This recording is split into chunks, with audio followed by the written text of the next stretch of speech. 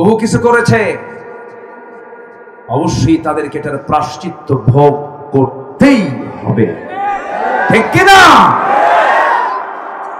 রিমান্ডে নিয়েছে স্বামীকে রিমান্ডে নেওয়ার পর অসহায় স্ত্রী থানায় এসেছেন, স্ত্রীকে ধর্ষণ করা হয়েছে। আবার বলে বন্দি রাখা আসামির বউরা জায়েজ। এইরকম করে কথা বলে এরকম অমানবিক পাশবিক আচরণগুলো করেছে প্রশাসনের কিছু বসে থাকা কিছু লম্পট সন্ত্রাসীরা। এদেরকে চিহ্নিত করার দরকার আছে না নাই?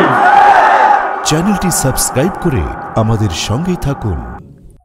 আসসালামু আলাইকুম ওয়া রাহমাতুল্লাহি ওয়া বারাকাতুহু।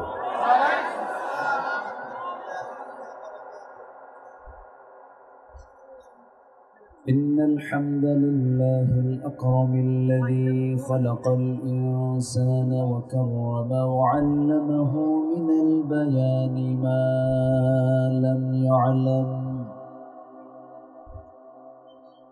فسبحان الذي لا يحصى امتنانه باللسان ولا بالقلم. نشهد أن لا إله إلا الله وحده لا شريك له، ونشهد أن سيدنا وحبيبنا ومولانا محمدا عبده ورسوله الذي أرسله بالحق بشيرا ونذيرا وداعيا إلى الله بإذنه وسراجا منيرا. فقد قال الله تعالى في كلامه المجيد وفرقانه الحميد: أعوذ بالله من الشيطان الرجيم. بسم الله الرحمن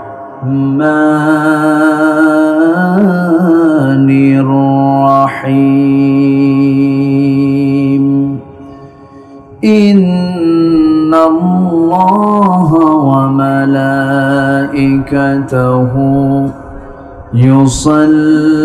يصلون على النبي يا أيها الذين آمنوا صلوا عليه وسلموا تسليما.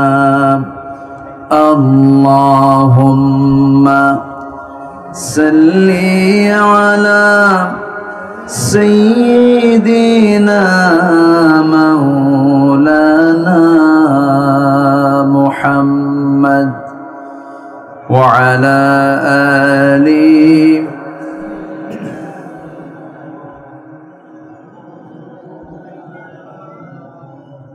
একটু মোহাব্বত দিয়ে নবীর প্রেমে মাতোয়ারা হয়ে জবান খুলে আওয়াজ দিয়ে সবাই বলুন আল্লাহুম্মা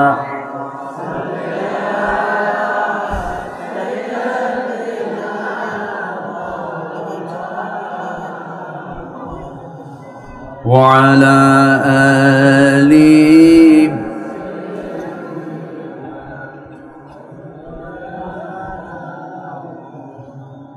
সবাই বলুন বালাগাল উলা বিকামালিহি কাশাফাত তুজা বিজামালিহি হাসানাত জামিউ খিসালিহি।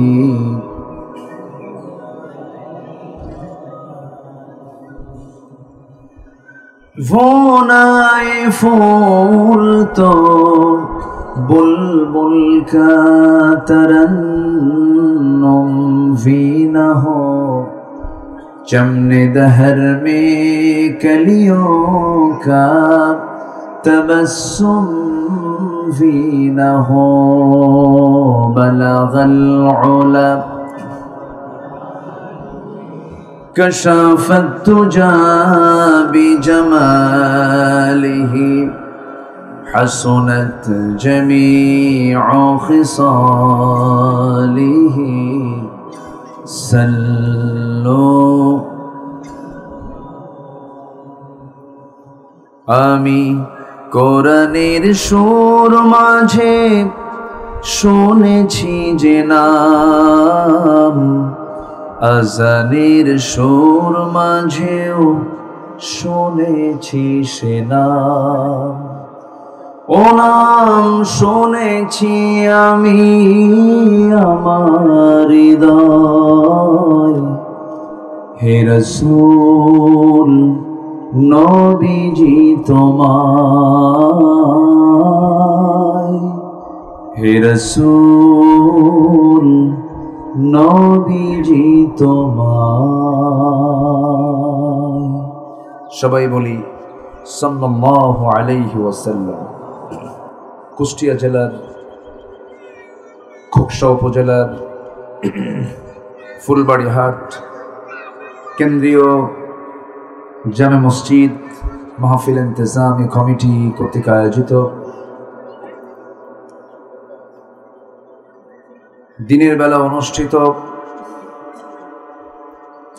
তাফসীরুল কোরআন মাহফিল 2025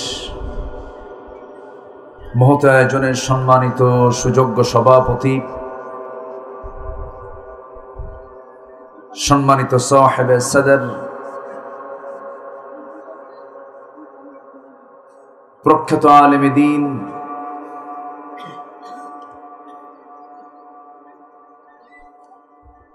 জনাব মাওলানা আব্দুল হামিদ মোল্লা, সঞ্চালনায় মাওলানা শামীম মাহমুদ, ব্যবস্থাপক মাওলানা তৌহিদুল ইসলাম, আজকের মাহফিলের সম্মানিত অনারেবল চিফ গেস্ট, প্রধান অতিথি জনাব আলহাজ আনোয়ার খান, আজকের মাহফিলের বরেণ্য মুফাসসির, আমার স্নেহধন্য নন্দিত আলেমে দ্বীন, বিশিষ্ট ইসলামী চিন্তাবিদ মুহতারাম মুফতি মাওলানা হাফিজুর রহমান জিহাদি, উপস্থিত হাজারাত উলামায়ে কেরাম, ফদলাইজাম, সুশীল সমাজ, জাতির শ্রেষ্ঠ সন্তান শিক্ষক মণ্ডলী, জাতির বিবেক সাংবাদিক বৃন্দ, প্রশাসনের দায়িত্বে নিয়োজিত কর্মকর্তাবৃন্দ, সামনে উপস্থিত দূরে কাছের বিভিন্ন স্থান থেকে ছুটে আসা কালেমার ঝান্ডাবাহী, তৌহিদের পতাকাবাহী, দ্বীন ইসলামের নরশারদুল বীর মুজাহিদ, প্রাণ প্রিয় সম্মানিত দ্বীনি ভাইরা, আড়ালে বসে আছেন শ্রদ্ধেয়া সম্মানিতা মা বোনেরা, আলোচনার সূচনায় আনুষ্ঠানিকতার মধ্য দিয়ে আমার পক্ষ থেকে আবারও দিল খোলা সালাম, আসসালামু আলাইকুম ওয়া রাহমাতুল্লাহি ওয়া বারাকাতুহু। সবাই কেমন আছেন? আমাকে প্রশ্ন করলেন, আল্লাহ তাআলা আমাকে আপনার সাথেই রেখেছেন। বলছি আলহামদুলিল্লাহ, জোরে বলি আলহামদুলিল্লাহ। মহান রব্বুল আলামিনের অশেষ শুকর যে মহান আল্লাহ সুবহানাহু ওয়া তাআলা আমাকে আপনাকে মুক্ত পরিবেশে 2012 সালের পর দীর্ঘ 13 বছর পরে এই মাঠে কোরআন শোনার জন্য আল্লাহ পাক একটি মুক্ত পরিবেশ উপহার দিয়েছেন। কালিমাতুর শুকর আদায় করি, মুহাব্বাতান বলে উঠছি আলহামদুলিল্লাহ। এতদিন কি এখানে মাহফিল হয়েছে? আমি মঞ্চ ওঠার আগে হিস্ট্রিটা শুনেছি, এই জন্যই বলতে পারলাম। দীর্ঘ 13 বছর পর এই মাহফিল আবার নতুন করে শুরু হয়েছে। এই মাহফিলগুলো দেশের বিভিন্ন জায়গায়, এই মাহফিলগুলো ফেরেশতারা বন্ধ রাখছিল। ফেরেশতা কেন বললাম? ফেরেশতাও চোখে দেখা যায় না, এদেরকেও 5ই আগস্টের পর থেকে দেখা যাচ্ছে না। ঠিক আছে না? সম্মানিত ভাইয়েরা, আল্লাহ পাকের খাস মেহেরবানি, আল্লাহর সাহায্য বান্দার জন্য যে ওয়াজিব, এটিকে আমরা প্র্যাকটিক্যাল দেখতে পেয়েছি। আসতে পারে দেখতে পেয়েছি তো আমরা বলি আলহামদুলিল্লাহ। মাহফিল হলে আগে নাশকতা, স্পর্শকাতরতা, ঝামেলা, জঙ্গিবাদ, বিভিন্ন ধোঁয়া তুলে মাহফিলগুলো বন্ধ হতো।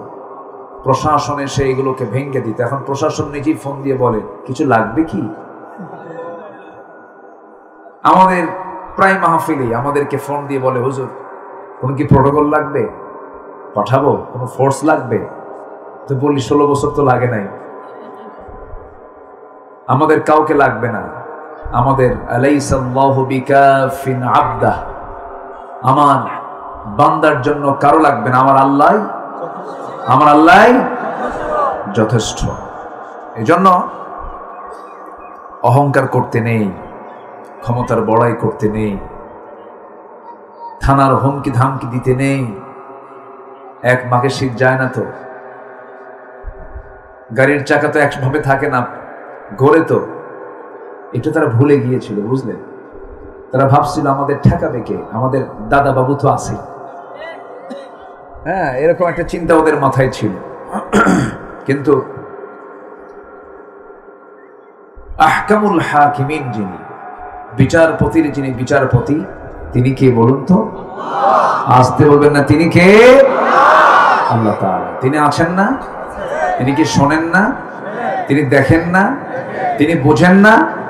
তিনি শোনেন, দেখেন, বুঝেন সবকিছু। আল্লাহ পাক সুযোগ করে দিয়েছেন, বলি আলহামদুলিল্লাহ। সবাই বলছে আল্লাহুম্মা ইন্নী আসআলুকা আল হুদা ওয়াত তুকা ওয়াল আফাফা ওয়াল গিনা। সবাই বলি আল্লাহুম্মা আইন্নি আলা যিকরিকা ওয়া শুকরিকা ওয়া হুসনি ইবাদাতিকা।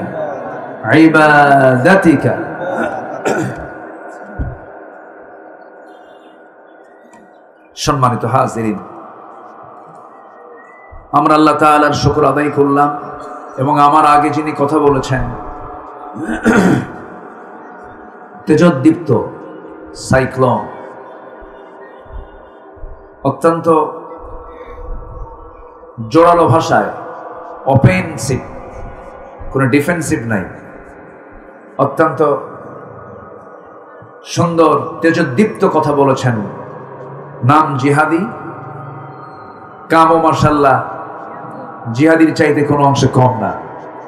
বলি আলহামদুলিল্লাহ। আমার নামও দুর্বল, আমিও দুর্বল, মানুষটা দেখতেও দুর্বল, কয়েকশোটা বস্তু আছে। কিছু কথা বলবো, আমাকে সময় দেওয়া যাবে তো ইনশাআল্লাহ? জোরে বলি ইনশাআল্লাহ। কি বাড়ি? ফুল কই? আমি তো ফুল পেলাম না। যা ফুল সব প্লাস্টিক, একটা তো ন্যাচারাল কোনো ফুল পেলাম। হ্যাঁ, যে ফুলের কোনো স্বাদ নাই, গন্ধ নাই, কিচ্ছু নাই, সে ফুল দিয়ে ফুল বাড়ি ঢেকে রাখছেন, আসল ফুল তো নাই। হ্যাঁ জি, আমরা সব বেহেশতের ফুল হব, জোরে বলি ইনশাআল্লাহ। বসে আছি আমরা সবাই জান্নাতের ফুলগুলো, আল্লাহ কবুল করুন। এটা জান্নাতের বাগান না, জান্নাতের টুকরা না? তো সেই বাগানের ফুলগুলো কারা? আমরা। তাহলে আমরাই হয়ে গেছে ফুল বাড়ি। বলি আলহামদুলিল্লাহ।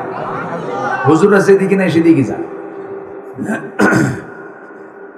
যাই হোক, আমি খুব বেশি লম্বা সময় পাবো না, মাঝে আজান হবে, কিন্তু আজান হলেও আমরা ভয় পাবো না যে আমরা নামাজ পড়বো না, আমরা নামাজ পড়বো। আমার দেশে এমনও দরবার আছে যে দরবারে গেলে পরে বছরে 2 বার গেলেই একটু গরু দিয়ে আসলে, ছাগল দিয়ে আসলে পরে নামাজ লাগে না। এরকম দরবার কিন্তু আছে।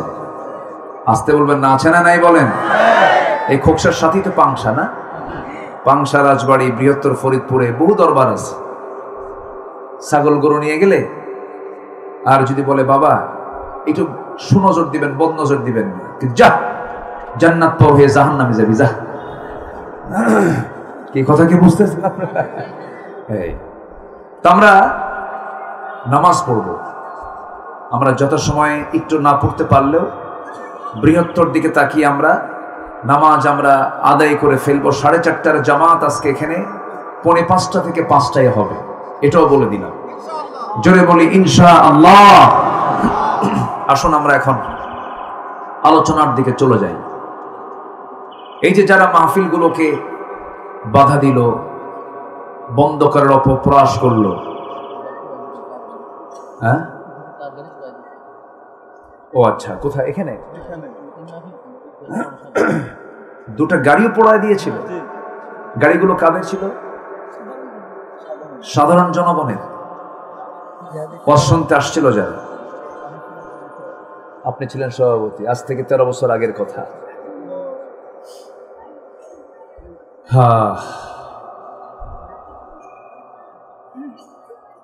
আজকে 13 বছর পর ফলাফল কে দিলেন বলেন তো? আসতে বলেন না, কে দিলেন? এই মাঝে নদী আছে না আপনাদের, একটা নদী, পাবনা আর কুষ্টিয়ার মাঝে। কি নদী এটা? পদ্মা। পদ্মার ওপারে পাবনার দারুল আমান ট্রাস্ট, একটা নাম শুনেছেন কিনা জানি না। দারুল আমান ট্রাস্টের আমি 2011, 12, 13, 14 এই 4 বছর 3 দিন ধরে 12 দিন আমি মাহফিল করেছি। 4 বছর। সর্বশেষ মাহফিল করেছেন আল্লামা সাঈদ রাহিমাহুল্লাহ 2010 সালের 10 এবং 11 ফেব্রুয়ারি। 30 জুন তিনি গ্রেফতার হলেন। এরপর থেকে একটানা আমি 4 বছর ছিলাম সেখানে। 10 বছর আমাকে পাবনায় ঢুকতেই দেয় নাই। কিরামুন কাতিবিন, ওরা যেতে দেয়নি। এমনকি শেষ বছর আমি যখন শেষ বছরে যাই, ওরা মঞ্চে আগুন ধরায় দেয়। সেক্রেটারিকে গ্রেফতার করে নিয়ে চলে যায়। বাড়ি ঘরে আগুন, অগ্নি সংযোগ দিয়ে দেয়। অনেক কিছু করেছে ওরা, সম্মানিত ভাইয়েরা। কিন্তু কোথায়? তাদের তো আজকে কোনো অস্তিত্ব নাই, আমরাই তো আছি। ওরা আমাদেরকে 16 বছর আমাদেরকে রাজাকার ট্যাগ দিয়েছে, রাজাকার বলে গালিগালাজ করেছে। কোথায়? আমরা তো কোনোদিন কেউ পাকিস্তান যাই নাই। শুধু হিন্দুস্তানের রাজাকাররা সব হিন্দুস্তানে গিয়ে বসে আছে, সবগুলো হিন্দুস্তানে গিয়ে বসে আছে। আমরা পালাবো না। আলেমরা পালায় না, পালায়, আলেমরা পালায়। 2009 সাল আল্লামা সাঈদ রাহিমাহুল্লাহ তিনি তার জীবনের শেষ হজ সম্পূর্ণ করেন। আমার ওই বছর ছিল জীবনের প্রথম হজ। 2009 সালে আমি হজে গেলাম। আল্লাহর কি ফায়সালা, একই বছর আল্লামা সাঈদ রাহিমাহুল্লাহকে সবাই মিলে প্রশ্ন করা হলো, হুজুর আপনি রয়্যাল গেস্ট হয়ে, সৌদি আরবের রয়্যাল গেস্ট হয়ে আপনি হজ করতে আসছেন। দেশের অবস্থা খুবই খারাপ, মামলা তৈরি হয়ে গেছে, ট্রাইব্যুনাল গঠন হচ্ছে।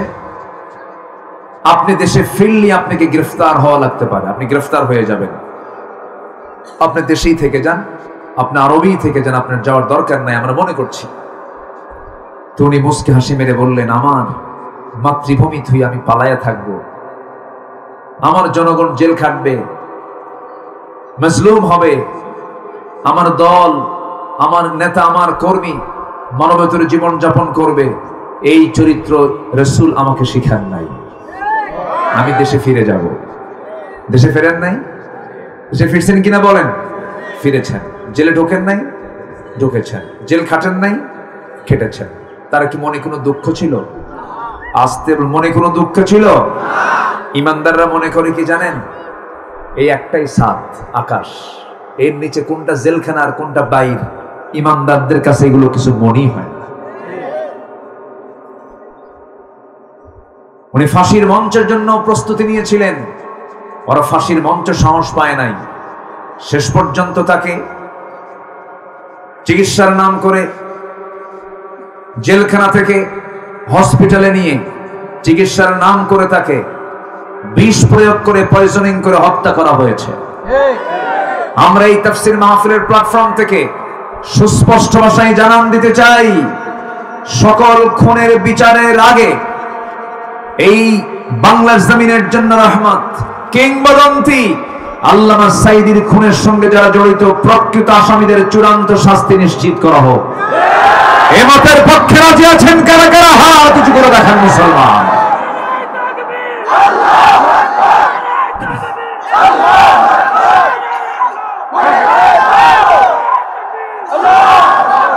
আল্লাহ কবুল করুন, আল্লাহ কবুল করুন। আমাদেরকে এই সমস্ত কথাগুলো বলার দরকার আছে না? প্রতিবাদের প্রয়োজন আছে না নাই? কিছু মনে করলেও কিচ্ছু করার নাই। ঠিক আছে, আপনারা যদি কিছু মনে করেন, আমার কিচ্ছু করারও নাই। আমরা আরামে ছিলাম না তো এই 16 বছর। আমাদের চাকরি একটাই ছিল, কি জানেন? জেলখানায় যাওয়া আসা, আনাকুম জানাকুম, আনাকুম জানাকুম। ঠিক আছে না? এই যে উনিও ঢুকছেন, আপনি ঢোকেন নাই, ও আপনি যান নাই, মিস তো হওয়ার কথা না। ও দেশের বাইরে ছিল, দেশে থাকলে তো উপায় নেই, ফকিরও গেছে জেলখানায়। কি করেনি এরা বলো? মা বোনদের ভিতরে বসার জায়গা হচ্ছে না। একটু অনুরোধ করবো, একটু চেপে চেপে বসেন, যেন আরেক মায়ের বসার জায়গা হয়ে যায়। আল্লাহ আপনাকে জান্নাতে জায়গা করে দিবে। আল্লাহ তুমি মাদেরকে সুশৃঙ্খল ভাবে কথাগুলো শোনার তৌফিক দাও। জোরে বলি আমিন। আমি খুবই আনন্দিত, দিনের বেলা এত সুন্দর মানুষ, এত সুন্দর সমাগম হয়েছে মাহফিলে। জোরে বলি আলহামদুলিল্লাহ, আরো জোরে বলি আলহামদুলিল্লাহ। আমার বন্ধুগণ, আমরা প্রস্তুতি নেব দুনিয়ার না আখিরাতের। ভালো করে বলবেন, দুনিয়ার না আখিরাতের। আমাদের টার্গেটটা কি বলেন তো? দুনিয়া না আখিরাত? এটা কি ঠিক থাকবে তো? আমাদের টার্গেট কি ক্ষণস্থায়ী জীবনকে নিয়ে না চিরস্থায়ী জীবনকে নিয়ে? যেখানে আছে এটা কি চিরস্থায়ী জীবন? কি বলেন? ক্ষণস্থায়ী। যদি কেউ কোনো বাড়ি বানাতে নেয়, তার কাছে যদি অ্যাবিলিটি থাকে, সে কি খুঁটি দিয়ে ঘর করে না বিল্ডিং করে ঘর করে? একটু বিল্ডিং দিয়ে চায় একটু যেন মজবুত হয়, কলমটা যেন মজবুত হয়, সুন্দর করে যেন স্থায়ী বাড়িটা করতে পারি। তো তেমনি মানুষ যেমন একটু দীর্ঘস্থায়ী প্ল্যান করে, ঠিক তেমনি ক্ষণস্থায়ী জীবনকে নিয়ে ভাবার আগে আমাদের চিরস্থায়ী জীবনকে নিয়ে ভাবা কি দরকার? আগে না পরে? আগে দরকার। আল্লাহ রাব্বুল আলামিন ইমানদারকে ডাক দিয়ে বলছেন, ইয়া আইয়ুহাল্লাযীনা আমানু তাকুল্লাহা ওয়াল তানজুর নাফসুম মা قدمت لغد واتقوا الله إن الله خبير بما تعملون জোরে বলুন আল্লাহু আকবার। ঈমানদারেরা, তোমরা আল্লাহকে ভয় করো এবং লক্ষ্য রাখো, ওয়াল তানজুর নাফসুম মা قدمت لغد, নিজের দিকে তুমি লক্ষ্য রাখো, আগামী দিনের জন্য তুমি কি পাঠাচ্ছ, কি তুমি জমা করতেছো, এটার জন্য তুমি চিন্তা করো। আগামী দিন মানে ক্ষণস্থায়ী দিন না চিরস্থায়ী দিন? আল্লাহর কি দয়া দেখেন, আল্লাহর কি মায়া দেখেন, কি সুন্দর করে পরামর্শ দিচ্ছেন, বান্দা আগামী দিনের জন্য তুমি কি করছো একটু চিন্তা করো, লক্ষ্য করে দেখো। আমাকে ভয় করো, তুমি যা করো সব কিন্তু আমি জানি। আল্লাহ রাব্বুল আলামিন বান্দাকে আখিরাতের জন্য সতর্ক করছেন, বান্দা সেই আখিরাতকে চিন্তা করো। আমার ভাইয়েরা, তবে হ্যাঁ, আখিরাতকে সাজাতে গেলে দুনিয়ারও প্রয়োজন। দুনিয়ার কি প্রয়োজন আছে না নাই বলেন? আপনারা কি দুনিয়া চান না? আস্তে করে, কি আখিরাত চান না দুনিয়া চান? দুটাই চাই। হ্যাঁ, ফাইন কথা। কে যেন কইলো দুটো চাই? হ্যাঁ, দুটাই চাই। ঠিক আছে, মাশাআল্লাহ, দুটাই লাগবে। হ্যাঁ। হ্যাঁ, দুটোতেই আমরা জিততে চাই, বাদশা হতে চাই, বলি আল্লাহুম্মা আমিন। অনেকে বলে হুজুর দুনিয়া লাগবে না, তাহলে বিয়ে শাদী করার দরকার নেই নাকি? নাকি বিয়ে শাদী করার দরকার নাই? আছে না নাই বলেন তো? আছে না নাই? দুনিয়াও দরকার আছে, আখিরাতও দরকার আছে। এই জন্য আল্লাহ পাক দোয়া শিখিয়ে দিয়েছেন, যারা পারেন ঠোঁট মিলে আমার সঙ্গে বলুন, রব্বানা আতিনা ফিদ দুনিয়া হাসানাতাও ওয়া ফিল আখিরাতি হাসানাতাও ওয়া কিনা আযাবান নার ওয়াজআলনাল জান্নাতা মাআল আবরার। আয় আল্লাহ তাআলা, তুমি আমাকে দুনিয়ার হাসানা দাও, আখিরাতের হাসানা দাও, জাহান্নাম থেকে তুমি আল্লাহ আমাকে বাঁচাও। এই দোয়াটা শিখিয়ে দিয়েছেন তিনি আমারকে। বলে কি দুনিয়া লাগবে না? বউ বাচ্চা লাগবে না? ছেলে মেয়ে লাগবে না? ব্যবসা বাণিজ্য লাগবে না? সুদ ঘুষও লাগবে? হ্যাঁ, সুদ ঘুষ লাগবে। হ্যাঁ, এখানেই কথা, এখানেই তো আলোচনা, এখানেই জাস্ট আমি যেখানে যেতে যাচ্ছি এটি আমার মূল বক্তব্য। আপনি সবই করবেন, আল্লাহ পাক বাধা দিচ্ছেন না। একটা নারীর দিকে টান পুরুষের আছে না নাই? এই টান কি অবৈধ না বৈধ? আস্তে করে বৈধ না অবৈধ? বৈধ। টান থাকবে, এটা পুরুষ নারীর দিকে টানবে, নারী পুরুষের দিকে টানবে, আদম হাওয়ার দিকে টানবে, হাওয়া আদমের দিকে টানবে। এটা তো সৃষ্টির খেলা, এটা টানবে। আল্লাহ বলতেছেন টানো, আকর্ষণ সৃষ্টি করো, কিন্তু এটা হতে হবে ইজাব কবুলের মধ্য দিয়ে, বৈধ সম্পর্কের মধ্য দিয়ে যদি করো, এটা হবে ইবাদত। এটা হবে কি? ইবাদত। এটা হবে জান্নাতের কাজ। আর যদি ইজাব কবুল না করে, যদি ওই যে পদ্মার পাড়ে গিয়ে যদি দুইজন লুকায় লুকায় যদি বাকবাকুম খেলো, তখন হবে, এটা হবে অবৈধ। তখন কি হয়ে যাবে? এটা অবৈধ হয়ে যাবে, এটা হবে ইল্লিগাল, এটা হবে অবৈধ। আর বিয়ের মধ্য দিয়ে যেটা হয়, এই আকর্ষণটা হয়ে যাবে তখন ইবাদত। যেরকম সুবহানাল্লাহ, যেরকম সুবহানাল্লাহ। আগের দাদারা এগুলো করে নাই, দাদার যুগে দাদারা এগুলো করে নাই। দাদা দাদিকে নিয়ে সন্তুষ্ট ছিল। দাদার বাপ বিয়ে করাইছে, বিয়ে করে ওই যে দাদিকে নিয়ে আসছে, এদিক সেদিক আর যায় নাই। কিন্তু আজকের যুগের যুবকরা কি বাপ লাগে? আজ থেকে বাপ লাগে? বাপ লাগে না। ও একাই খুঁজে খুঁজে বের করে, খুঁজে খুঁজে বের করে পরের দিন ফোন দিয়ে বলে, আব্বা আসসালামু আলাইকুম, গতকালকে কিন্তু আমি বিয়ে করে নিয়েছি, আব্বু রাগ করো না। এত বড় হারামজাদা। এই আছে না নাই? আছে না নাই? সব শেষ হয়ে যাবে। যে বিয়েতে বাপ মা নাই, যে মেয়ের বিয়েতে তার বাপ মার খবর থাকে না, সেই বিয়ে বাতিল। সেই বিয়ে কি বাতিল? এমনি করলে হবে? হ্যাঁ, হ্যাঁ। যুবকদের মনে হয় আমি খুব কষ্ট দিচ্ছি, হুজুর আপনি এই লাইনে গেলেন কেন? আমরা এগুলো করি, একটু দোয়া করে দিবেন আপনি। দেখি এগুলো চিন্তা করতেছে নাকি তোমরা? বাবা এগুলো করা যাবে না, লস। চুরি ফিতে কিনে দিবা, লস প্রজেক্ট। ফুসকা খাওয়া দিবা, খাওয়া দিবা, ফুসকা খাওয়াবা, সব লস, সব শুধু যাবে। বিয়ের আগে হয়তো ভাবতেছ যে তুমি মজা পাচ্ছ, আনন্দ পাচ্ছ। যারা বিয়ের আগে এগুলো করবে, বিয়ের আগে যারা প্রেম করবা, প্রেম করে বিয়ের আগেই প্রেম সব শেষ হয়ে যাবে। বিয়ের পরে আর প্রেম থাকবে না, খালি হবে কিলাকিলি। কি হবে? কিলাকিলি, মোহাম্মত থাকবে না, মাওয়াদ্দাত ওয়া রাহমা হেরে যাবে। এই জন্য আমার লক্ষ্য থাকতে হবে আখিরাত না দুনিয়া? বলেন বলেন, আখিরাত দুনিয়া না আখিরাত? আখিরাত। আখিরাতকে টার্গেট করব আমরা। একটু কান লাগাবেন সবাই। দুনিয়াবী জীবনে আখিরাতের প্রস্তুতি কোরআন কি বলে? কোরআনের আলোকে দুনিয়াবী জীবনের জন্য, দুনিয়াবী জীবনে আখিরাতের প্রস্তুতি কি নামা যেতে পারে? আমি 15টা পয়েন্ট আমি কথা বলবো। কয়টা পয়েন্টে বলেন? 15টা পয়েন্টে কথা বলবো। আখিরাতের প্রস্তুতি আমরা কেমন করে নেব? কোরআনকে প্রশ্ন করলে কোরআন একটা একটা করে জবাব দিয়ে দেয়। বিভিন্ন জায়গা থেকে নির্যাসগুলো নিয়ে আমি চেষ্টা করছি আমি কেমন করে আখিরাতের প্রিপারেশন নেওয়া যায়, একটা একটা করে বলার চেষ্টা করছি।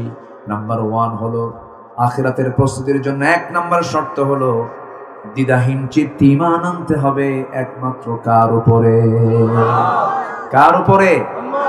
এই ঈমানটা যারা যত মজবুত হবে আখিরাত তার তত মজবুত হয়ে যাবে। আমার আল্লাহ আছেন না নাই? আসতে বলবেন না, আছেন না নাই? কোথায় আছেন বলেন? সব জায়গায়। আমার আল্লাহ তাআলার এলেম আছে সব জায়গায়। আমার আল্লাহর কি আছে? এলেম আছে সব জায়গায়, কিন্তু তিনি সব জায়গায় তার থাকার প্রয়োজন নেই। এলেম আছে, তিনি জানেন, দেখেন, শোনেন, কিন্তু আল্লাহর নির্দিষ্ট একটা অবস্থান হচ্ছে আর রহমানু আলাল আরশি ইস্তাওয়া, তিনি আরশ আজিমের সমাসীন আছেন। কেউ তো সুবহানাল্লাহ বললেন না? আরশ আজিমে সবাই যাবেন? কেউ কিছু কয় না, যাবেন না? আল্লাহ তো আরশ আজিমের ছায়া জায়গা দিবেন আমাদের। এখন বলেন, সবাই কি যাবেন? আরশ আজিমে যাবেন? কোন বিমানে উঠবেন বলেন? ঢাকা এয়ারপোর্ট? বলেন ঢাকা এয়ারপোর্ট। আমার বন্ধুগণ, এই যে আমি বললাম, আপনি শুনলেন, আমার আল্লাহ তাআলা আরশ আজিমের সমাসীন আছেন। একটু কানটা খাড়া করবেন, মনোযোগ দিয়ে শুনবেন, দেখেন আরশ আজিমটা কত দূর। আমি কোন বিমান বললাম, কেন বললাম, কি জন্য বললাম, একটু কান লাগাবেন। যেখানে বসে আছি, কুষ্টিয়া জেলার খোকসা উপজেলার ফুলবাড়ি মাধ্যমিক বিদ্যালয় মাঠে আমরা বসে আছি। আমরা উপরের দিকে তাকালে নীল আকাশ দেখতে পাই। সেই নীল আকাশের মধ্যে আমরা দিনের বেলা দেখতে পাই প্রদীপ্ত সূর্য। সূর্য দেখা যায় ছোট না বড়? বলেন। ছোট, কিন্তু দেখতে কি পৃথিবীর চাইতে ছোট না বড়?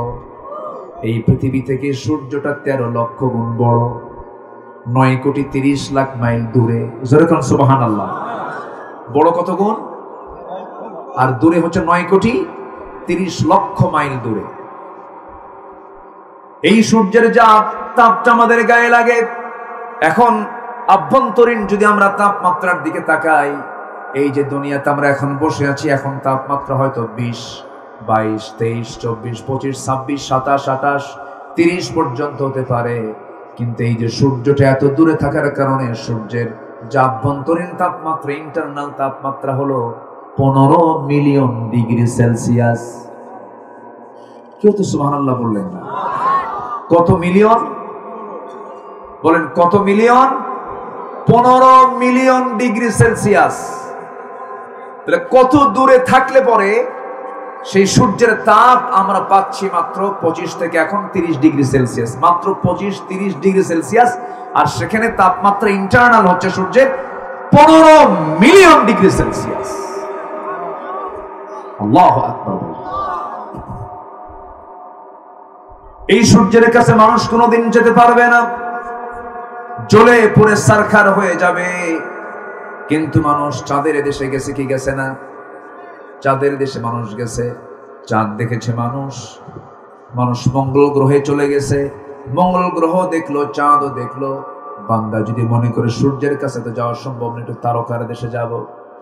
এই পৃথিবী থেকে আমরা যে রাতের বেলা মিটিমিটি করে জোনাকির মতো জ্বলা কিছু তারা আমরা দেখতে পাই, ওই তারকাগুলো যদিও দেখতে জোনাকির মতো দেখা যায়, কিন্তু এই তারকাগুলো ওই যে দিনের বেলা সূর্য দেখে, সূর্যের চাইতে এক একটা তারকা আছে 33 কোটি গুণ বড়।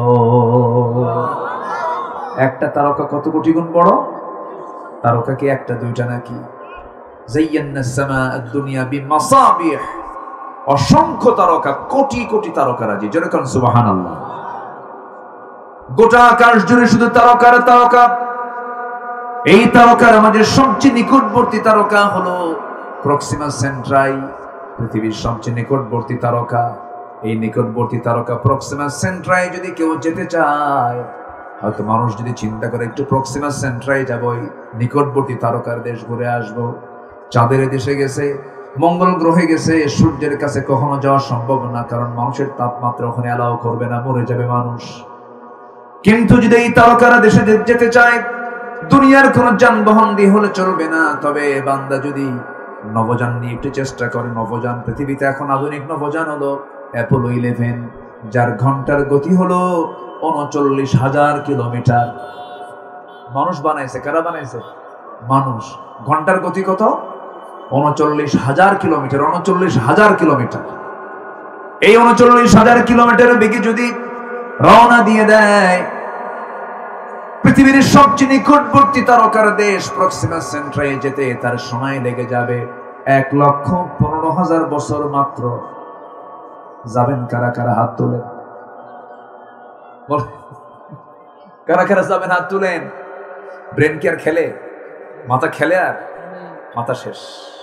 আর সেই মানুষ দুনিয়াতে একটু জায়গার, একটু এরিয়ার একটু নেতা হইলে পরে ওরে বাপরে বাপ,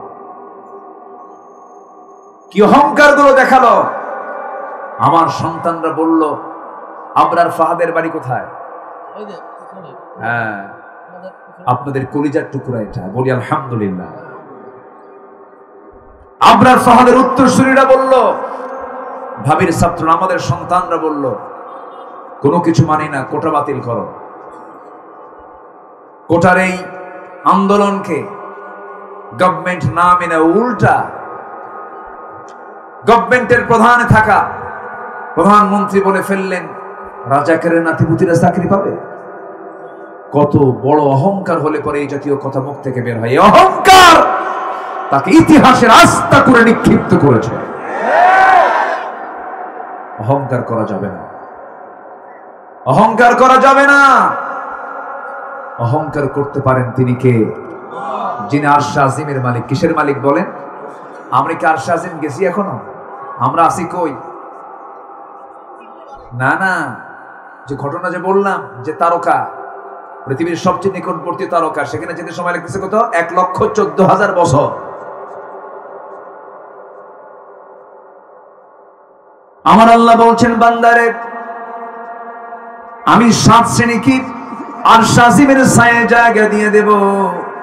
7 শ্রেণীকে আমি আরশ আজিমের ছায়ে স্পেশাল ফ্লাইটে করে আমি তাকে আমার আরশ আজিমের জায়গায় ছায়ে তাকে জায়গা করে দেব। সাবআতু মুযিল্লুহুমুল্লাহু ফি যিল্লিহি ইয়াওমুল লা যিল্লান ইল্লা যিল্লুহু, ইমামুন আদিলুন, রাজুলুন কলবুহু মুআল্লাকুন বিল মাসাজিদ, রাজুলুন ইযা দাআতহু ইমরাতান যাত হাসাবিন ওয়া জামালিন ইন্নী আখাফুল্লাহ। আমার বন্ধুগণ, আল্লাহ রাসূল বলেন, আল্লাহ পাক বলেছেন 7 শ্রেণীকে আল্লাহ পাক আর সাজিমের ছায়ে জায়গা দিবেন। 1 নাম্বার হলো সৎ বিচারপতি, ন্যায় বিচারপতি। আল্লাহ পাক ন্যায় বিচারপতিকে 1 নাম্বার দিলেন, কারণ যে দেশে, যে সমাজে বিচার ব্যবস্থা, যে সমাজে সুশাসন থাকবে, সেই সমাজটাই হয়ে যাবে জান্নাতের টুকরা। আমার দেশে কি 16 বছর ছিল? বলেন ছিল? আমারে ধরলো 2018 সালে, মামলা খাইছি 2000 সালে। ওই প্রথম যখন তারা ক্ষমতায় আসে তখন থেকে মামলা শুরু হয়েছে। হ্যাঁ, তো 2018 সালে নির্বাচনের আগ দিয়ে আমার বাড়ি ঘেরাও করলো 250 পুলিশ দিয়ে। কত পুলিশ? 250 পুলিশ দিয়ে ঘেরাও করে ফেললো। ঢুকে আমাকে বলতেছে, হুজুর চলেন। কোথায়? থানায়। কেন? স্যার ডাকছে, চলেন চা খাই। বললাম 250 পুলিশ নিয়ে চা খাওয়ার দাওয়া? চলেন। চলে গেলাম ওসি সাহেবের সামনে বসে। ওসি সাহেব আমাকে দেখে লজ্জা পাচ্ছে। মানুষ তো, মানুষের ভিতরে তো কমন সেন্স কিছু থাকে। তো আমি কোনো কথা উনি বলতেছেন না আমাকে দেখে। এক পর্যায়ে বলেই ফেললেন, হুজুর সরি, মাফ করবেন, উপায় ছিল না, খুব চাপ ছিল, কি করবেন এখন, একটু জেলখানায় থেকে আসে। তো বললাম ভালো, সমস্যা কি? হুজুর কি করবো, একটু দোয়া চাই, আমার জন্য দোয়া করবেন, বাল বাচ্চা আছে, চাকরি বাঁচান তো ফরজ। আমি বললাম ইমান বাঁচান তো নফল। মামলা আরো কিছু যোগ দিয়া আমারে চালান করে দিল কোর্টে। কোর্টে চলে গেলাম, হাতে হ্যান্ডকাফ লাগালো। তো কোর্টের যিনি জজ, উনি আমার দিকে তাকায়া চিনছে, চিনে মাথা নিচু করে এরকম ভাবতেছে, আরে আমার তো হাতে কোনো শক্তি না, আমারও তো হাত বাঁধা। যে মামলার কোনো রায় হবে না, সেই জাতীয় মামলা। আর ওটাকে যদি উনি জামিনে দিয়ে দেন, তাহলে উনি আবার আইনের আসামি হয়ে যাবেন। নামঞ্জুর কইরে আমারে পাঠায় দিল জেলখানায়। চলে গেলাম, জেলখানার বড় গেট দিয়ে ঢুকলাম ভিতরে। ঢোকা মাত্রই দেখি এক মুরব্বী, তার 32টা দাঁতই নাই, বুড়া মানুষ, সাদা দাড়ি, চামড়াগুলো কুঁচকে গেছে। আমার দিকে তাকায়া ভাঙ্গা মুখে, দাঁত ছাড়া মুখে সালাম দিলেন, লম্বা করে আসসালামু আলাইকুম। সালাম দিলেন, আমি উত্তর নিলাম। সালাম দিই বলতেছে, হুজুর আপনি জেলখানায় ঢুকছেন। আমি খুব খুশি হলাম। তো বললাম যে আপনি খুশি হলেন কেন? জেলে ঢুকলে কেউ খুশি হয়? হুজুর মাহফিলে যাই, অনেক দূর থেকে ওয়াজ শুনি, কিন্তু এত চেষ্টা করি আপনার সঙ্গে মুসাফা করব, কাছে যাব, চান্সই পাই নাই হুজুর, বহু চেষ্টা করছি। আজকে কত সুন্দর আপনি আমার সামনে ধরা দিলেন, আল্লাহ কি সুন্দর করে কিসমতে জুটাই দিয়েছে হুজুর, দোয়া করি আপনি জেলখানায় থাকেন। তো উনি মানে রসিক মানুষ, ছোটকাটা মানুষ। এরপর আমি তাকে বললাম, চাচা আপনি জেলখানায় কেন? এই শীতকালে নাতিপুতি থুয়ে জেলখানায় আসছেন কেন? কে বলে, বাবাজি বোমা হামলা, বোমা হামলা, মানে ওনার নামে বোমার মামলা দিচ্ছে। 80 বছরের বুড়ার নামে যদি বোমার মামলা দিয়ে দেয়, বলেন তো উনি বোমা মারতে গিয়ে লক্ষ্যে যাবে না তার মাথায় পড়বে? এগুলোই করেছে ওরা, বহু কিছু করেছে। অবশ্যই তাদেরকে এটার প্রায়শ্চিত্ত ভোগ করতেই হবে, ঠিক কিনা? রিমান্ডে নিয়েছে স্বামীকে, স্বামীকে রিমান্ডে নেওয়ার পর অসহায় স্ত্রী থানায় এসেছেন, স্ত্রীকে ধর্ষণ করা হয়েছে। আবার বলে বন্দি রাখা আসামির বউরা জায়েজ, এইরকম করে কথা বলে এরকম অমানবিক পাশবিক আচরণগুলো করেছে প্রশাসনের কিছু বসে থাকা কিছু লম্পট সন্ত্রাসীরা। এদেরকে চিহ্নিত করার দরকার আছে না নাই? আয়না ঘরে থাকা দুজন ব্যক্তি, ব্যারিস্টার আরমান এবং ব্রিগেডিয়ার আব্দুল্লাহ ইলামান আজমি, দুজনকে আমি আয়না ঘর থেকে বের হওয়ার 3 দিন পরে আমি তাদের দুজনকে হসপিটালে দেখতে গিয়েছিলাম। প্রায় 2 ঘন্টা কথা বলেছি। শুধু বললেন যে আমরা এক একটা বিকাল পার করতাম আর ভাবতাম মনে হয় আগামীকালের বিকাল আমাদের কপালের জুটবে না। এইরকম করে কেটেছে তাদের 8 থেকে 10টা বছর। এটার নাম কি স্বাধীনতা? কেন কেন এগুলো হবে? এই আচরণগুলো কেন হবে? কি জন্য হবে? শুধুমাত্র একটাই কারণ, সেটা হলো ক্ষমতাকে কুক্ষিগত করে রাখার জন্য। শুধু ক্ষমতায় টিকে থাকার জন্য এগুলো করা হয়েছে। অপরাধ যেই করুক না কেন, সেই অপরাধের কোনো শাস্তি, সেই অপরাধের শাস্তি ছাড়া কোনো ক্ষমা হতে পারে না। আপনি ক্ষমা করবেন, সেই বিষয়ে ক্ষমা করতে পারেন যেটা মাফযোগ্য, ক্ষমাযোগ্য অপরাধকে আপনি ক্ষমা করতে পারেন। খুনের কোনো ক্ষমা নাই, খুনের কোনো ক্ষমা নাই। এটা আমার দিকে কান লাগান। কষ্ট পাচ্ছেন মনে হয় আপনারা? আমার ভাইয়েরা, আখিরাতকে আমরা সাজাবো। আল্লাহ রাব্বুল আলামিন বলেন, আমার আরশ আজিমের নিচে আমি 7 শ্রেণীকে জায়গা দিয়ে দেব। নাম্বার 1 হলো যারা ন্যায় বিচারের প্রতি, তাদেরকে জায়গা দেব। নাম্বার 2 হলো রাজুলুন কলবুহু মুআল্লাকুম বিল মাসাজিদ, যার দিলটা সর্বক্ষণ মসজিদের সঙ্গে লটকানো থাকে। আজান হওয়ার সঙ্গে সঙ্গে ছটফট শুরু করে, আমি নামাজটা পড়বো কখন, নামাজটা আদায় করব কখন। যার দিলটা সর্বক্ষণ খোকসার মসজিদ, কুমারখালীর মসজিদ, মজমপুরের মসজিদ, এরকম করে বিভিন্ন জায়গায় যখন যেখানে যাবে, কোর্টের মসজিদ, অফিসের মসজিদ, সব জায়গায় তার মসজিদের সঙ্গে দিলটা লটকানো থাকে। আল্লাহ রাব্বুল আলামিন বলেন, দিলটা মসজিদে লটকানো থাকা ব্যক্তিকে আমি আল্লাহ আমার আরশ আজিমের মেহমান বানায় নেব, ছায়ার মেহমান বানায় নেব। নাম্বার 1 আমরা শুনলাম ন্যায় বিচারপতি। নাম্বার 2 আমরা শুনলাম নামাজি ব্যক্তি। নাম্বার 3 হলো ওই সমস্ত বান্দাগুলোকে যার জিকির, যে আল্লাহর নামের জিকির করতে করতে তার ফাফাদাত আইনাহু, তার চক্ষু বেয়ে টপ টপ করে পানি পড়ে। যার চোখ দিয়ে আল্লাহর ভয়ে পানি পড়বে, আল্লাহ রাব্বুল আলামিন তাকে আরশ আজিমের ছায়ায় জায়গা দিয়ে দিবেন।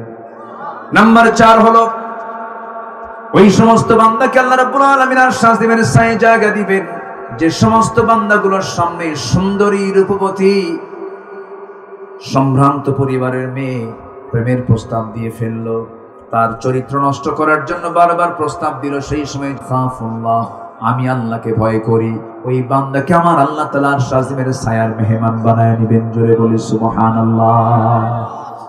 আরেক বান্দাকে আল্লাহ তাআলা আরশ আজিমের ছায়ায় জায়গা দিবেন যে বান্দা ডান হাতে দান করেছে, বাম হাত জানে না, বাম হাতে দান করেছে, ডান হাত জানে না। মা তুনফিকু বিয়ামিনি, ডান হাত দিলে পরে বাম হাত বুঝে না, বাম হাত দিলে পরে ডান হাত জানে না, সে গোপনে গোপনে দান করেছে।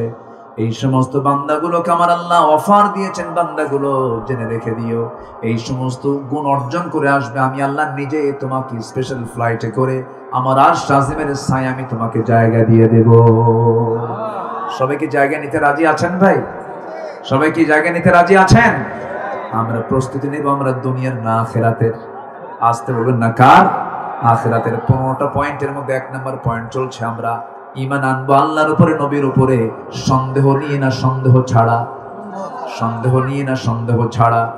আল্লাহ রাব্বুল আলামিন সূরা হুজুরাতের 15 নম্বর আয়াতে বলছেন, ইন্নামাল মুমিনুনা আল্লাযীনা আমানু বিল্লাহি ওয়া রাসূলিহি সুম্মা লাম ইয়ারতাবু ওয়া জাহাদু বিআমওয়ালিহিম ওয়া আনফুসিহিম ফি সাবিলিল্লাহ উলাইকা হুমুস সাদিকুন। জোরে বলুন আল্লাহু আকবার।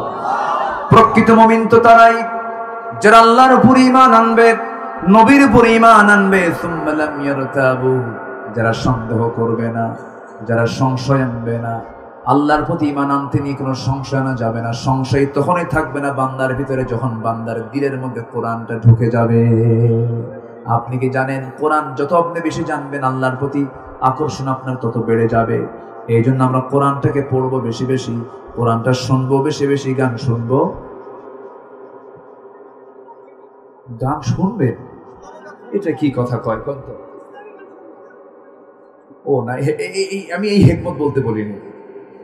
বাজে কোনো সিনেমা গানে যাওয়া যাবে? আসতে যাওয়া যাবে? আল্লাহর ভয়টা আনতে হবে, আল্লাহর প্রতি বিশ্বাসটা আনতে হবে, ঈমানটা মজবুত করতে হবে। আমার বন্ধুগণ, মানুষ ভালো হবে কারো ভয় নয়, একমাত্র কার ভয়ে? এই জাতিকে সবার আগে দিতে হবে প্রশাসনের ভয় না আল্লাহর ভয়। আজ তোমার প্রশাসনের ভয় না আল্লাহর ভয়, আল্লাহর ভয় ঢুকায় দিতে হবে। তাহলে আসামি ধরার জন্য পুলিশ লাগবে না, আসামি নিজেই হাজির হয়ে যাবে। সুবহানাল্লাহ বলবেন না? ছোট্ট একটা ইতিহাস মনে পড়লো, বলবো। একজন মহিলা সাহাবী, অনেক মা বোন মাহফিল আসছেন। এক মহিলা সাহাবী বিবাহিতা নারী ছিলেন, ওয়াসওয়াসায় পড়ে জিনার মতো বড় একটা পাপে জড়িয়ে পড়েছেন। জিনা করার পর তার মধ্যে অনুশোচনা সৃষ্টি হয়েছে। চোখের পানি ফেলে ফেলে কাঁদলেন, সেজদায় পড়ে পড়ে কাঁদলেন, তওবা করলেন। নবীর কাছে একদিন হাজির হয়ে বললেন, ইয়া রাসূলুল্লাহ, আপনি বিচার করে দেন।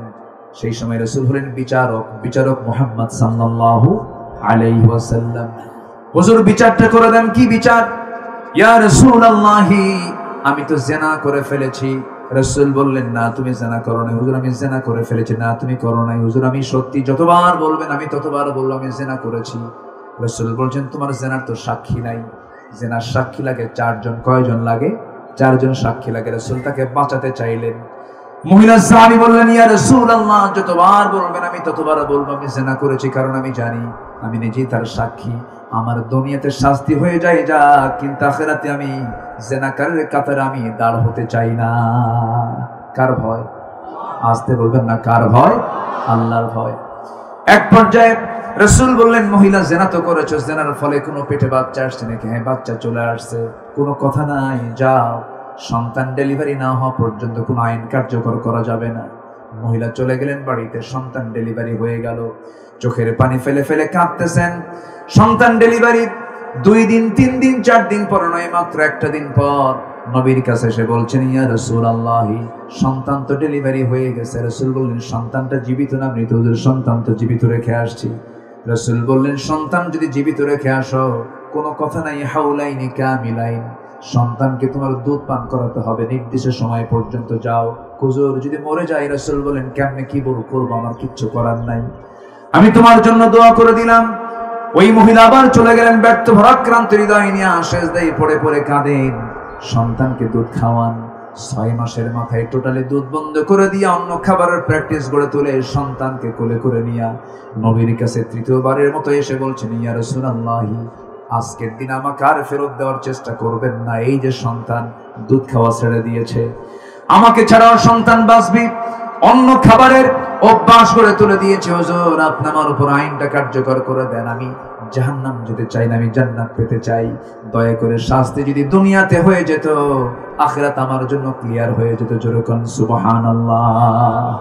আমার নবীজি হাত চাগায় দিলেন, সন্তানটা কোলের মধ্যে নিলেন, উঁচু করে ধরলেন এবং বললেন, সাহাবীরা, এই যে হাতটা উঁচু করে ধরেছে যে সন্তানকে, এই সন্তানের লালন পালনের দায়িত্ব যে বান্দা গ্রহণ করবে, আমি রাসূল আর ওই সাহাবী জান্নাতের মধ্যে ফাহিয়া ফিল জান্নাতি কাহাতাইন, দুই নখের দূরত্ব অবস্থান করব। সঙ্গে সঙ্গে কয়েকজন সাহাবী দৌড় মারলেন, একজনকে সন্তান কোলে তুলে দিলেন, যাও নিয়ে যাও। আমার নবী যেবার বলছেন নিয়ে যাও, মহিলা উন্মুক্ত মরু প্রান্তরে বুক পর্যন্ত পুঁতে রেখে পাথর মেরে তাকে শেষ করে দাও। যখন পাথর মারা হচ্ছিল, সাহাবা একরাম যখন পাথর মারছিলেন, এই হুকুমটা কার? আসতে বলবেন না, কার?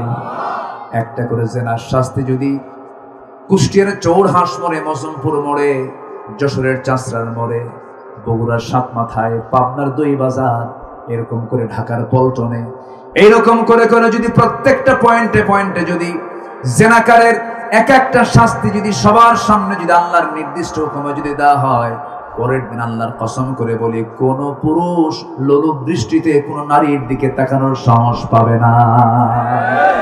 ঠিক কিনা? বিধানটা কার? আজকে বিধানটা কার? আল্লাহ পাকের বিধান। আমার বন্ধুগণ, একটু কান লাগাবেন। আমার নবীজি বললেন, ও সাহাবীরা, মহিলাকে নিয়ে যাও। সাহাবীরা যখন পর্দার নিয়ম রক্ষা করে বুক পর্যন্ত পুঁতে রেখে যখন কাপড় চোপড় পরায় যখন তাকে পাথর মারতেছিল, এমন সময় মহিলার শরীর থেকে কয়েক ফোঁটা রক্ত ছিটকে এসে সাইয়েদনা আলীর হাতের মধ্যে লেগে গেল। সাইয়েদনা আলীর হাতের মধ্যে যখন লেগে গেছেন না, রক্তগুলো দেখে তিনি নাক শিকায়া তুললেন, বরসনা করলেন, হারে নাপাক রক্ত আমার গায়ে লাগলো। এই কথাটার পুনরাবৃত্তি নবীর সামনে যখন করলেন, রাসূল বলছেন, আলী, কার রক্তকে নাপাক রক্ত বলো? তুমি কি জানো আমার এই মহিলা সাহাবীর মৃত্যুটা দুনিয়াতে হয়ে গেছে? এই মহিলা সাহাবীর রক্ত জমিনে স্পর্শ হওয়ার পূর্বে আল্লাহ রাব্বুল আলামিন তাকে জান্নাতের মেহমান বানায়া নিয়েছে। জোরে বলে সুবহানাল্লাহ। কার ভয়? আসতে বলবেন না, কার ভয়? এই জাতিকে দিতে হবে আগে কার ভয়ের শিক্ষা। আর এই 16 বছর দেখাইছে এরা কিসের শিক্ষা? আল্লাহর ভয় না শাসকের ভয়? আমারে ভয় কর, হ্যাঁ, আমারে ভয় কর। কিন্তু জনগণ জিম্মি থাকতে থাকতে থাকতে থাকতে সহ্য হয়নি, বিস্ফোরণ ঘটে গেছে। ঠিক কিনা? পালানোর জন্য একটা রাস্তাও পায় নাই, ভাঙ্গা হেলিকপ্টারে বিদায় নিতে হয়েছে। দুপুরবেলা খাবার কিসমতটাও জোটে নাই। আমি দোয়া করে দিই নাকি? আজান হয়ে গেল যে, সমস্যা নাই তো? সবাই কি নামাজ পড়তে রাজি আছেন? সবাই একসঙ্গে নামাজ পড়বো না ইনশাআল্লাহ? একটা লোক উঠবেন না, আবার কেউ ফতুয়া দিবেন না, হুজুর নামাজ বাদ দিয়ে ওয়াজ করেন কেন?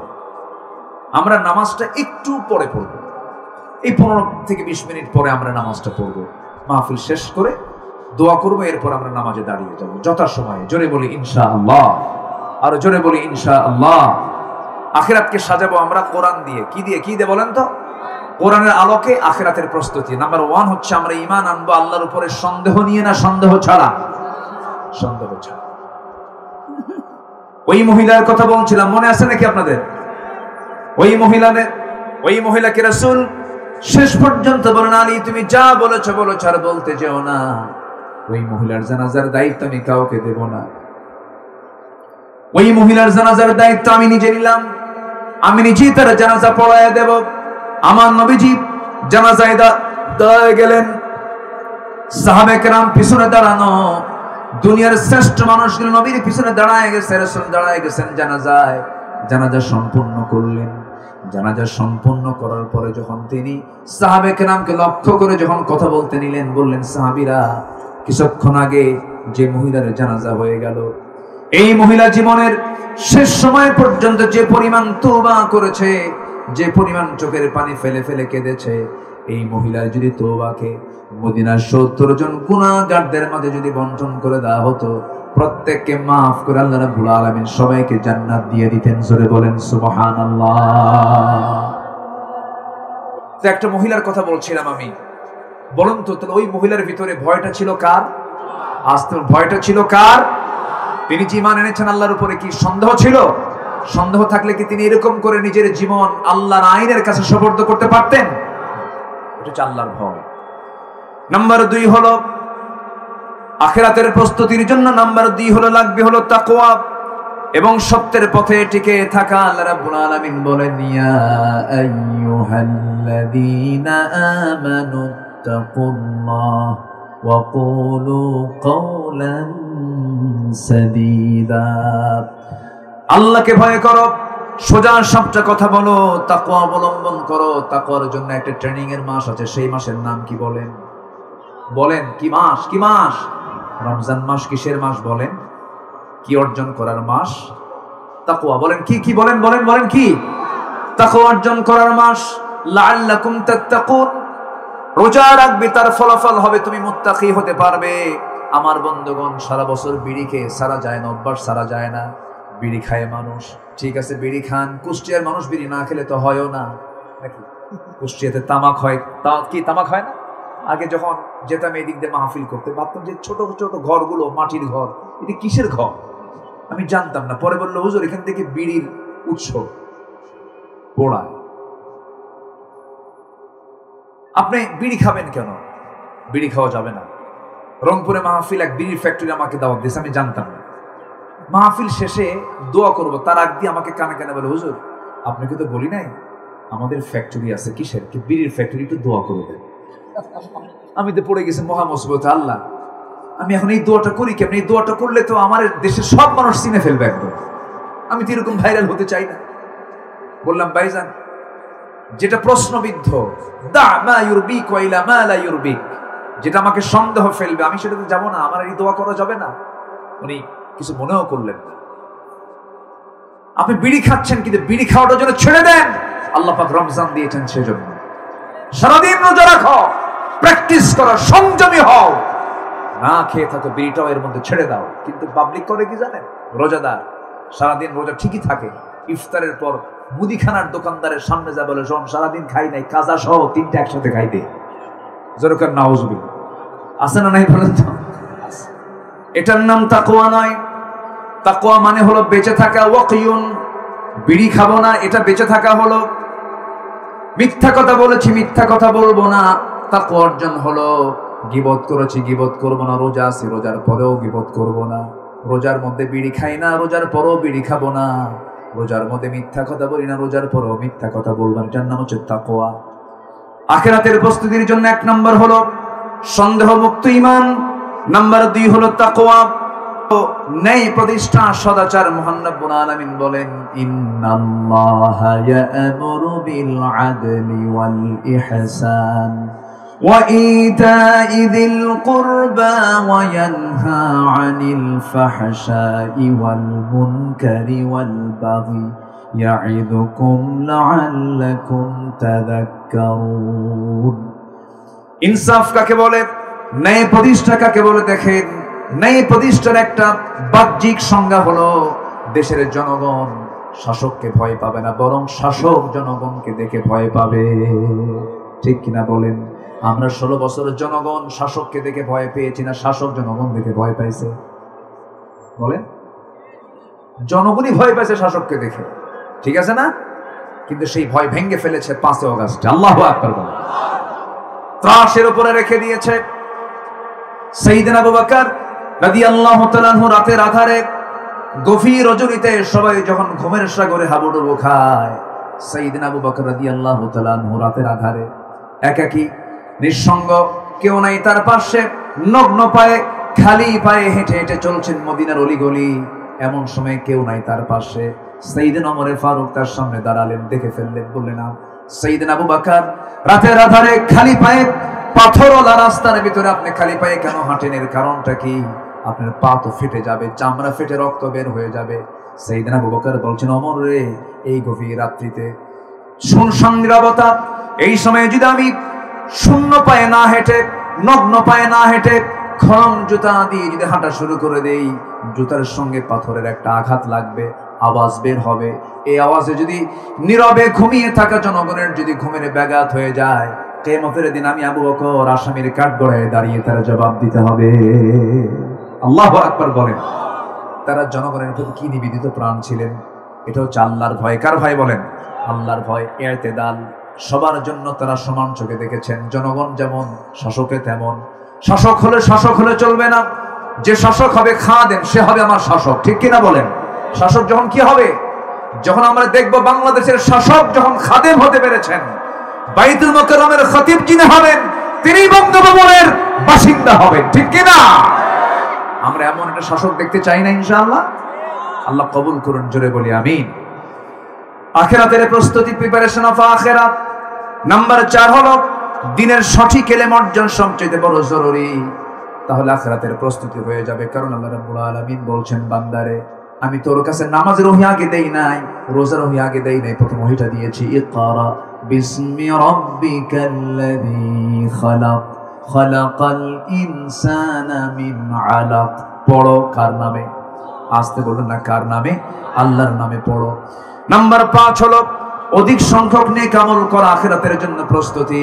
এই যে হাতের কড়াগুলো আছে, সামনে রমজান আসছে, শাবান মাসে রোজা রাখতেন রাসূল সবচেয়ে কম না সবচেয়ে বেশি? আসতে বলেন, সবচেয়ে কম না সবচেয়ে বেশি?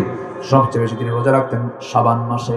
এবং শাবান মাসের মধ্যে 14 তারিখ দিবাগত রাত্রিটা আমরা পার করেছি। আজকে আমরা 16তম শাবানের দিকে চলে আসছি। আর মাত্র হাতের একদম নাগালে চলে আসছে, যে কোনো মুহূর্তে রমজান শুরু হয়ে যাবে। আমরা দোয়া করব রমজানের সমস্ত বরকত যেন আল্লাহ পাক আমাদেরকে জুটায় দেন, জোরে বলি আমিন।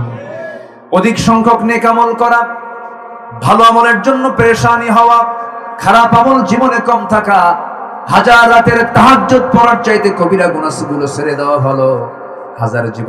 হাজার নফল রাকাত নামাজের চাইতে একটা কবিরা গুনাহ ছেড়ে দেওয়া ভালো। কবিরা গুনার দিকে যাব না। আল্লাহ রাব্বুল আলামিন বান্দার সঙ্গে কি সুন্দর করে যদি শর্ত দিয়ে বলছেন, চুক্তি করে বলছেন, আল্লাহ রাব্বুল আলামিন বলছেন, ইন তাজতানিবু কাবাইরা মা তুনহাউনা আনহু নুকাফির আনকুম সাইয়্যাতিকুম ওয়া নুদখিলকুম মুদখালান কারীমা। বান্দা তুমি যদি বড় বড় পাপ ছেড়ে দাও, বান্দা তুমি যদি বড় বড় কবিরা গুনাহগুলো ছেড়ে দাও। বড় বড় কবিরা গুনাহগুলো কি? 1 নম্বর শিরকের কাজ করা, উকুকুল ওয়ালিদাইন বাপ মার সঙ্গে নাফরমানি করা। নাম্বার 3 হতেছে বাজে কথা বলা। শিরিক করাটা আজকে আমার দেশে সবচেয়ে বড় শিরিক হলো যারা বলে কোরআন আলাদা রাজনীতি আলাদা। সবচেয়ে বড় মুশরিক ওরা, ঠিক কিনা? সবচেয়ে বড় মুশরিক তারাই যারা বলে কোরআন এক জিনিস, রাজনীতি আরেক জিনিস। এই সমস্ত কথা যারা বলবে তারা কি বলেন? যেরকম তারা কি আমার দেশে নামাজি কাফের আছে, নামাজি মুশরিক আছে, নামাজি মুনাফিক আছে না নাই? এই সমস্ত বদগুণ থেকে আল্লাহ পাক আমাদেরকে হেফাজত করুন, জোরে বলি আমিন। আমার বন্ধুগণ, কথার তো কোনো থা নাই, খুবই কম সময়, 15টা পয়েন্ট আমি কথা শেষ করতে চাচ্ছিলাম। নাম্বার 6 হলো আখিরাতের প্রস্তুতির জন্য রাগ দরকার না ধৈর্য দরকার। আসতে বললেন, রাগ দরকার না ধৈর্য দরকার। রাগের জন্য কোনো যোগ্যতা লাগে না, ধৈর্যের জন্য কি লাগে? আসতে পারে কি লাগে? বউ গালি দেয় কিন্তু স্বামী ধৈর্য ধরে। এটাই তো স্বামীর গুণ হওয়া উচিত। মেয়েরা তো একটু গালি দেয়, মেয়েদের রাগ, মেয়েদের ধৈর্য একটু কি বেশি না কম? আসতে কম, বেশি না কম? সকাল বিকাল মেয়েদের ধৈর্য কমে, এই বিষয়টা স্বামীকে বুঝতে হবে। ধৈর্যের পরিমাণ ধরবে বেশি বউ না স্বামী? কিচ্ছু কেন, বইয়ের কথা কয়ে দেন। বলেন কে বেশি ধৈর্য ধরবে? বলেন পরিচালককে বলেন পরিচালককে, ইমামকে বলেন। ইমামটাকে? ইমাম ও স্বামী, পরিচালকের স্বামী। ধৈর্য ধরবে বেশি স্বামী। রাগ করা যাবে না, ধৈর্যের পরিচয় দিতে হবে। আবার মাদেরকে বলবো, মা আপনাকেও ধৈর্যের পরিচয় দিতে হবে, আপনাকেও ধৈর্যশীলতার সঙ্গে থাকতে হবে। পৃথিবীর যে জায়গায় যাবেন না কেন, যদি কোনো কিছু আপনি অর্জন করতে চান, ধৈর্যের বিকল্প নাই। ধৈর্যের জন্য যোগ্যতার প্রয়োজন হয়, রাগের জন্য ধৈর্য লাগে না। এমনি রাগ এমনি চলে আসে। এই জন্য ধৈর্য তারই থাকে যার মধ্যে ঈমান আছে। যার মধ্যে কি আছে? ঈমান আছে, সে ব্যক্তি ধৈর্যশীল হতে পারে। আল্লাহ সুন্দর করে বলছেন, ইয়া আইয়ুহাল্লাযীনা আমানুস্তাঈনু বিস-সাবরি ওয়াস-সালাহ ইন্নাল্লাহা মা'আস সাবিরিন। জোরে বলুন আল্লাহু আকবার। নাম্বার 7 হলো আল্লাহর প্রতি ভরসা। আল্লাহর প্রতি ভরসা যদি কারো 16 না থেকে যায়, তার হার্টের প্রবলেম হবে না, তার মধ্যে টেনশন কাজ করবে না। সে সবসময় ফরওয়ার্ডে রাখবে, আমি কার উপরে রাখলাম ভরসা? কার উপরে? যা হয় হোক, ভরসাকে আলাইসাল্লাহু বিকাফিন আবদাহ, তখন ওই বান্দার জন্য আমার আল্লাহ যথেষ্ট হয়ে যান। ওয়ামাইয়াতাওয়াক্কাল আলাল্লাহ ফাহুয়া হাসবুহ, যে ব্যক্তি আল্লাহর প্রতি তাওয়াক্কুল করবে আল্লাহ তার জন্য যথেষ্ট, এনাফ। আল্লাহু আকবার বলেন। নাম্বার 8 হলো দুনিয়ার ভোগ বিলাসে, দুনিয়ার মায়া মমতায় নিমগ্ন না হয়ে আখিরাতকে টার্গেট করা। ওয়ামা হাযিহিল হায়াতুদ দুনিয়া ইল্লা লাহবুন ওয়া লাইব ওয়া ইন্নাদ দারাল আখিরাতা লাহিয়াল হায়াওয়ান লাউ কানু ইয়ালামুন। সূরাতুল আনকাবুত 64 নম্বর আয়াত আল্লাহ রাব্বুল আলামিন বলছেন, এই দুনিয়া তো মায়া মরিচিকা ছাড়া কিছুই নয়, প্রতারণা ছাড়া কিছুই নয়, সব ছেড়ে চলে যেতে হবে, আখিরাতকে টার্গেট করো বান্দা। নাম্বার 9 হলো নিজেকে, পরিবারকে জাহান্নাম থেকে বাঁচানোর চেষ্টা করা। আল্লাহ সুন্দর করে বলছেন, কু আনফুসাকুম ওয়া আহলিকুম নারা। বাড়ির বউ যদি নামাজ না পড়ে সুন্দর করে বুঝাবেন। বাড়ির বউ যদি নামাজ বা বারবার বোঝানোর পরও যদি নামাজ না পড়ে তখন কি করবেন? তখন কিছু কর না, ওই মাইট দেবো, দেখছেন কি কর, এ তো লক্ষণ খুব খারাপ, মার্ডার কেস, আপনি আগে মার্ডার কেসে চলে যাবেন। মারা যাবে না, সুন্দর করে মোটিভেট করতে হবে, মোটিভেশনাল সেন্টেন্স প্রয়োগ করতে হবে, সুন্দর করে বুঝায় বলতে হবে, শোনো আমার স্ত্রী, এই যে একই ছাদের নিচে আমরা থাকি, রাসূল দেখেন বউদেরকে কি সুন্দর করে ডাকতেন, তাহেরা, হুমায়রা, হে লাল টুকটুকি, হে সুন্দরী, হে আমার কলিজার টুকরা স্ত্রী, এমন করে সুন্দর করে রাসূল ডাক দিতেন। সুন্দর করে ডাক দিয়ে পাশে বসাবেন, বসে বলবেন, তোমার যৌবন আমার কাছে, আমার যৌবন তোমার কাছে, তুমি আমার কাছে বেচা, আমি তোমার কাছে বেচা হয়ে গেছি, আমি তোমার আড়াল, তুমি আমার আড়াল। এই দুনিয়াতে এর চাইতে বড় গভীর সম্পর্ক আর কিছুই হতে পারে না। তুমি কি জানো আমার বউ, তুমি কি চাও এই সম্পর্ক দুনিয়াতে মৃত্যুর মধ্য দিয়ে শেষ হোক না? যদি চাও জান্নাতেও একসঙ্গে বাজার করব, চলো একসঙ্গে নামাজ পড়ি, আমরা একসঙ্গে জান্নাতে গিয়ে শপিং করব। কি বলা যাবে না? বলা যাবে না? শুনবে কিনা কথা? শুনবে কিনা? অবশ্যই শুনবে, কিন্তু আপনি নিজেই বিড়ি খান, নিজে কি খান, নিজেই নামাজের খবর রাখেন না, আপনি কেমন করে দাওয়াতি কাজ করবেন? আল্লাহ বলছেন, নিজে বাঁচো, ওয়া আনফুসাকুম ওয়া আহলিকুম নারা, জাহান্নাম থেকে বাঁচাও। নাম্বার 10 হলো তওবা করা। আল্লাহ রাব্বুল আলামিন বলেন, তুবু ইলাল্লাহি জামিআন আইয়ুহাল মুমিনুন। জোরে বলুন আল্লাহু আকবার। নাম্বার 11 হলো আল্লাহর পথে ব্যয় করা, আখিরাতের প্রস্তুতি।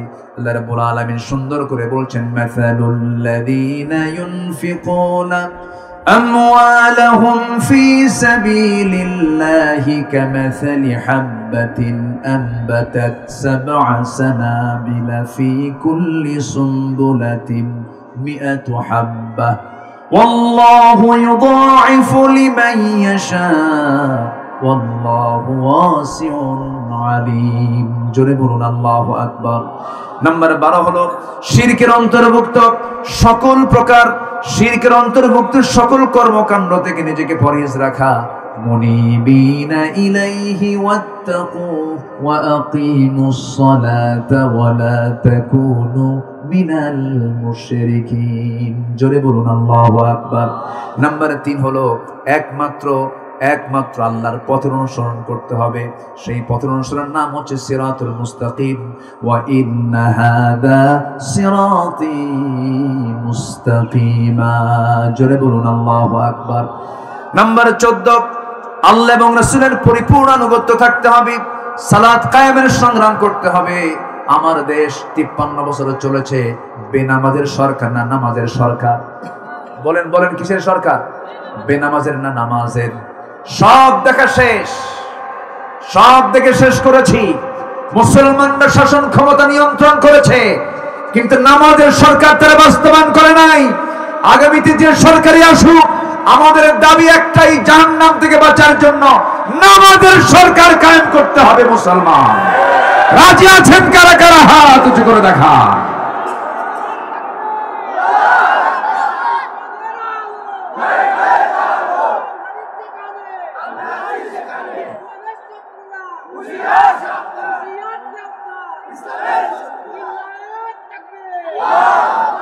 পাঁচ ওয়াক্ত নামাজ পড়বেন কারা কারা? একটা হাত তুলে দেখেন। 5 ওয়াক্ত নামাজ পড়বেন কারা কারা? জোরে বলি ইয়া আল্লাহ, আমাদেরকে 5 ওয়াক্ত সালাত আদায় করার তৌফিক তুমি আল্লাহ দিয়ে দাও। জোরে বলি আমিন, আরো জোরে আমিন। হাত নামান। কষ্ট দিয়ে ফেলেছি, আজান হয়েছে আরো 20-25 মিনিট আগে। আর একটু লম্বা সময় নিলে পরে বলবে এমন হুজুর আনসুর নামাজ পড়ে না, তখন আরেক সমস্যা হয়ে যাবে। আমাদের দেশে আমল বেশি না ফতুয়া বেশি? আমল বেশি না ফতুয়া বেশি? ফতুয়া। আমল নাই কিন্তু ফতুয়া। এক একটা মানে পারমাণবিক মুফতি। সব কি মুফতি? পারমাণবিক মুফতি। ফতুয়া সন্ত্রাস। আল্লাহ পাক আমাদের সকল প্রকার ওয়াসওয়াসা থেকে, ফিতনা থেকে আমাদেরকে বাঁচান। জোরে বলি আমিন। কেউ উঠবেন না, আমরা দোয়া করবো একসাথে। আমরা চাইবো কার কাছে বলেন? আল্লাহর কাছে চাবো। আমার হাফিজ ভাই কেমন আলোচনা করেছেন বলেন তো? সুন্দর না? আমার ভাইয়ের যে দারাজ কণ্ঠ, ওই রকম কণ্ঠ দিলে আমি তো 1 মাস ওয়াজি করতে পারবো না। আল্লাহ তুমি তার জেহেন জবান সবকে তুমি আল্লাহ মজবুত রাখো, সুস্থ রাখো। জোরে বলি আমিন। এই আশীর্বাদ কামনা করছি। আমি আমার কথা আর বাড়াতে চাচ্ছি না, আমি এখানেই শেষ করব। সবাই নামাজের মতো করে একটু বসে।